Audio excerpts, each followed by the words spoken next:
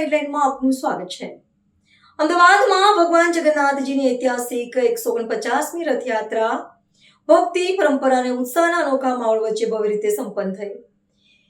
લાખો શ્રદ્ધાળુઓએ ભગવાનના દર્શનનો લાભ લીધો અને સમગ્ર શહેર જગન્નાથના જયઘોષથી ગુંજી ઉઠ્યું। આ વર્ષની રથયાત્રામાં 100થી વધુ શણગારેલી ટ્રકો, 27 જેટલા અખાડાઓ અને 25થી વધુ ભજન મંડળીઓએ પોતાની ભવ્ય રજૂઆતો દ્વારા સૌનું મન મોહી લીધું।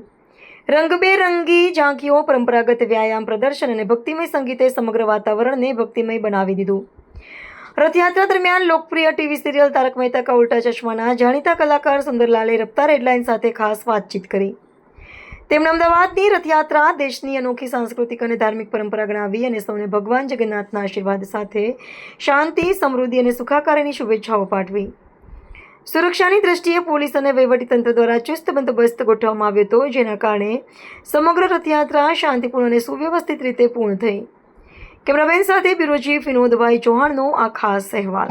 જય જગન્નાથ, આપ સૌ કોને મયુર વાકડીના જય જગન્નાથ। આજે 149મી રથ જયંતિ નિમિત્તે આજે અહીંયા ખાડિયા ખાતે અમારા પરમ મિત્ર ભૂષણભાઈ સાથે અહીંયા ભગવાન શ્રીના દર્શન કરવાનો લાવો મળ્યો, રથના દર્શન કરવાનો લાવો મળ્યો। બલરામજી ભગવાન અને સુભદ્રાજીના રથોના દર્શન કરી આજે પ્રભુનગર કર્યા આવ્યો છે અને આજે દર્શન કરવાનો લાવો મળ્યો છે।